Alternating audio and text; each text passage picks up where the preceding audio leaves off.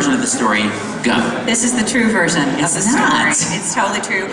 Our mutual friend Gordon and I were having lunch outside one day at a cafe. I did not know Seth, and he came by, and Gordon introduced us, and I had done nothing of note, so Seth didn't have much to say to me. What's interesting? He was a little bit like, don't know who you are, anyway.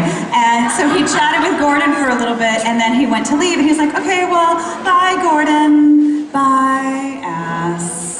Okay, the real story is... And I went, hold the phone. He walked away and I looked at him. I said, did he just call me ass? I was like, I think so. So it became like this joke with Gordon and I. Cut to...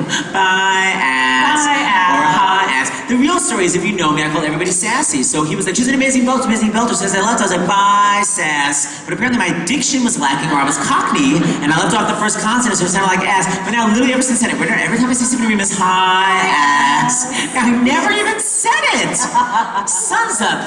Okay, let's go back. So, Julia Murney, fabulous beltress. Now, you know Julia's done a couple of flop Broadway shows, aka Lennon, and a big fat hit Broadway show, Wicked. But many people don't know is that she avoided a flop. Why don't we discuss this for a moment? Oh my. Julia Murney was one of the stars, very short-lived, of Dance with the Vampires.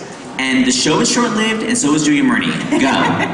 I got the role of Magda, the bar slut, I guess she was. Nice.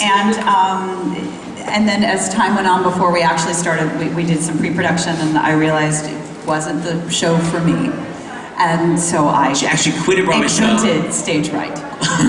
Quit a Broadway show before it opened. And everyone's like, Julia, you're crazy. It's going to be the biggest hit of the season. And it literally lasted a week. Okay, how triumphant did you feel when you were like, wow, I got off a second show? No, I felt badly because I had a bunch of friends who were in that show, and then they worked their butts off and they didn't have a job. So I wasn't like, I was like, yeah, that's what I thought. I made the right choice. Okay, so talk to me about Wicked. So first of all, I know you're saying it, and it's on the little TV over there. It is? Yeah, it's Wicked. Oh my God! Yeah, there's the Wicked ad right back in the pocket. Everything, all things Wicked, all the time. So Wicked, Julia was at the final callback for the initial Wicked. By the way, who else was there? So it was you, Idina Menzel. I believe Anna was there. Anna guest stars, like all the following alphabets were all like. Yeah, I'm gonna get it wrong because I can't. There were like I think 5 women. And then what about who were the Glindas? Or was it just Kristen? I just saw Alpha. Kristen was already. Yeah. Oh, Kristen was already cast. We were reading with Kristen. So now, why do you think you didn't get it? What was your audition like?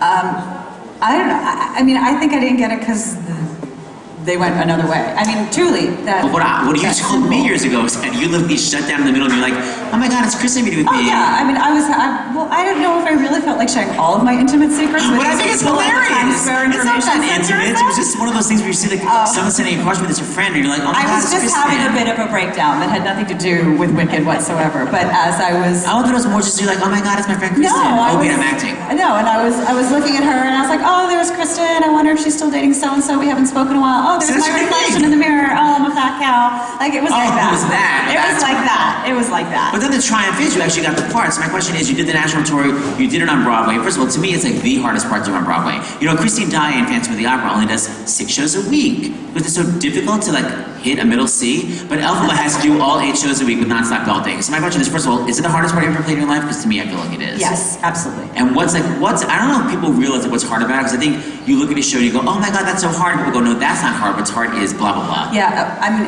because I had to think about it a lot. I was like, why is this so much harder? I did a show called The Wild Party. I sang far more. Yeah, and far higher. She made The Wild Party.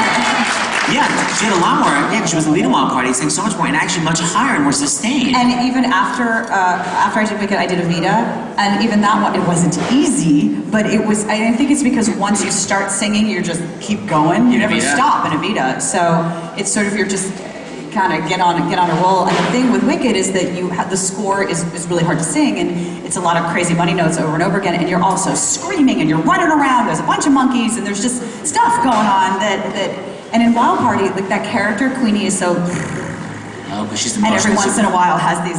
And Elphaba from the get-go is like, ah! She's kind of a lot of people always say it's the screaming that's hard, like in the producers too, like the screaming, like people have to actually voice lessons to learn how to scream without hurting the vocal. And it's hard because you don't want to sound completely silly, like, Right. You don't want to scream in your Scream head properly. voice. But you did. I did try to do everything that I could, find every way that I could to kind of save myself as it went. But it's such an amazing outpour of energy that it requires. And what about, talk about the technical aspects, because like, Defying Gravity, I know Shoshana, at one point when Shoshana did it, like the crazy flying thing didn't work. Did it ever break for you?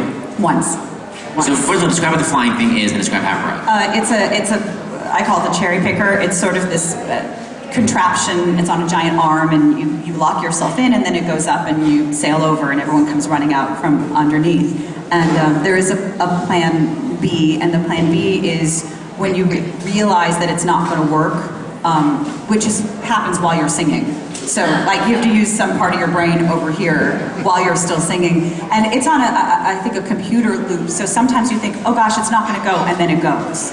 So I kind of got used to going, don't panic. It's just, the timing's not always perfect getting in because you're dealing with a cape and a bag and a hat and all this stuff. And you get, it's sort of a clamp thing. And, so the timing isn't always the same, but it would eventually go, and this one time, it was way past the time that I should be at least ascending.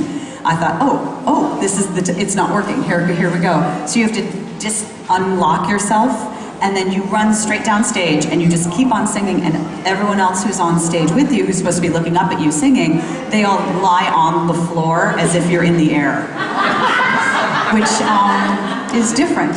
And it's worth a big high ticket price. You know what? I will tell you something though. I'm not lying when I tell you that the day that happened, people at the stage door afterwards, some of them didn't even notice it. Like people get so entranced by that show. It is so. I know it sounds silly, but I'm going to say it because it's true. It's magical. That show is magical, and some people are just in another zone, and they went for it. I don't think they didn't notice because I made such a great attempt at flying. I mean, I grabbed my cape a few times and sort of tried to swirl it, but I didn't really know what to do. And then what about exiting? Because you're exiting from a different area now, because normally you exit from inside the cherry picker. Yes. Well, you don't exit at all. Everyone else exits, and I just, hang out up there while the curtain comes down, and I didn't have an exit pattern. I didn't know which way to go without knocking into something. Well, I was sort of in the curtain's trajectory, all in your head, and I didn't know what to do, and I just stood there for a while, and I finally was like, okay, bye. And I just walked off the stage? Yeah, pretty much. What an exciting ending of Act 1. Well, at that point, I hadn't flown. It was devastating, but okay, why the crazy feedback? Okay, part 2, speaking of feedback, a lot of people know Julia Murney without realizing they know Julia Murney. Why don't you tell everybody why? Because I do voiceovers? She's had a 20-year career as a voiceover artist. There was some part I didn't know. So give us some of your famous lines. Well, right now I do Estee Lauder. I do a lot of the Estee Lauder products. What is Estee Lauder? Beautiful. Really? Yeah, good. I still got it. Or whenever it's gift time, exclusively at Macy's, that kind of stuff. Amazing. I have that's running now, and the NuvaRing commercials. It's for the Monday, Tuesday, Wednesday, Thursday, Friday, Saturday. You probably wouldn't pay attention to that, except unless you were really paying attention to a birth control commercial. But I'm the one who says things. I do all the legal stuff, like NuvaRing users should not smoke, things like that. Oh, that's hilarious. And you shouldn't smoke at all. Even if you don't use NuvaRing. I remember you did something inappropriate, but I can't remember what it was. It was either like... Yeah, we can't share that here. Well, at least say what it was, though, because it was something that was either in a magazine... We're certainly not sharing that Well, what was it for? At least say that. It was for the Spice Channel. And it was blue, to say the least. We all need our gigs, dear. And you know what? It's on YouTube. I told the story somewhere. By the time I got home, it was already on YouTube. So if you really want to hear it. So what is it, Julia Murney Spice? I don't know what it says. You have to go digging through the... Don't watch any of me being Alpha Below, please. It's not like the extra E is for P or something, is it? No. I remember that. I even remember that commercial. That's silence. I never heard more crickets. I remember the commercial you're talking about. So who did that voiceover? Okay, so Julie and I, we're actually doing a show at the Westbury Music Fair, November 9th, and I was like, I want to promote for tickets, and I just heard from the sponsors, like, it's literally sold out with a waiting list. So sorry, but we thought we'd do a little song from it. And Julie, James, and I are going to sort of sing back up. We haven't rehearsed it, so we'll see what happens. And actually, Julie first did this number together on the Rosie Cruise. Oh, we did. That's right. Just tell everyone for 1 second what's so great about the Our Family Cruise. You know, it's for gay parents and their kids, but it's not just for gay parents and their kids. Why is that, Julia? Why do you like it Because so it's much? also for their straight friends like me.